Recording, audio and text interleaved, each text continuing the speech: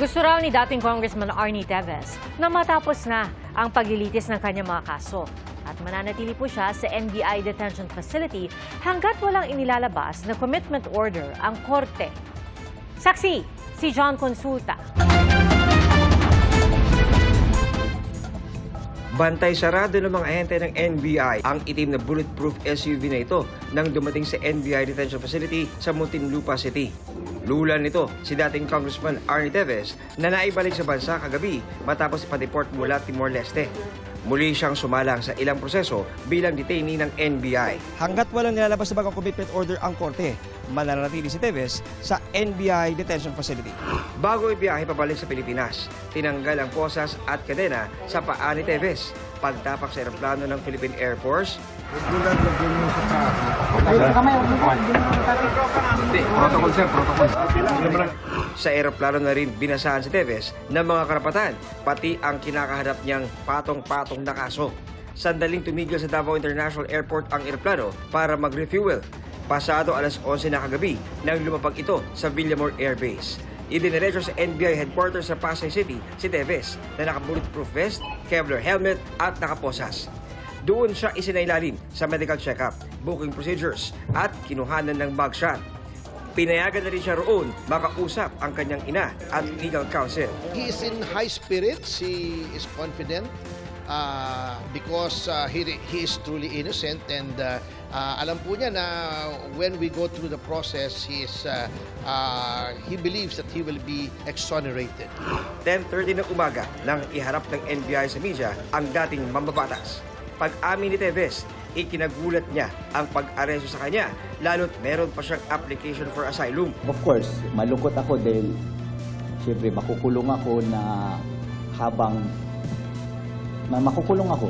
So, kahit hindi pa, di ba, dito kasi makukulong ka kahit hindi ka pa convicted, no? On the other hand, I'm also glad that I haven't seen my mother for 2 years. My father died last December. Hindi naman lang ako nakauwi. So it was quite painful. Ito po ay lahat ay sa magandang pakipag-ugnayan ng ating Pangulo, BBM, sa Presidente ng Timor-Leste, si Timor-Leste President Jose Ramos Horta, that they finally decided to turn over to us the person of Congressman Teves. Congressman Teves has been staying in their country for 2 years now, undocumented. And they also considered the cases filed against him before the court. Naharap si Teves sa mga kasong murder, frustrated murder at attempted murder. Kabilang ang umano'y pagiging utak sa pagpaslang kay Negros Oriental Governor Roel Digamo noong 2023, mga akusasyong nauna niyang itinanggi. Ayon kay Teves, gusto na niyang tapusin ang mga kaso laban sa kanya. At least matapos na rin. Dahil kahit nung nandun ako, inisip ko, kung hindi man ako umuwi, haharapin, kailangan pa rin ito matapos. Ayaw niya na talaga umuwi. If you analyze everything that happened, nung nangyari yan, he was abroad. But if he really was innocent, he could have come home. Pwede naman siya umuwi, pero hindi siya umuwi. From the US, tumuloy siya ng ASEAN countries and finally settled down in Timor-Leste. So what gives? Diba, flight is an indication of guilt. Ang byuda ni Digamo na si incoming Congresswoman Janice Digamo umaasang magkakaroon ng marathon hearings. Ibang kaso po ng murder katulad ng nangyari sa Ampatuan case. It took them 10 years para po mailabas yung decision ng court, and that will be a very long wait. Kaya tinitingnan namin yung angles na kung saan pwedeng mas mapabilis po yung paglilitis.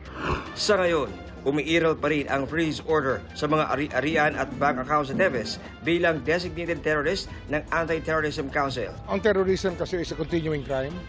That's why in the case of Teves, the resources might be used to do the same thing all over again in the country.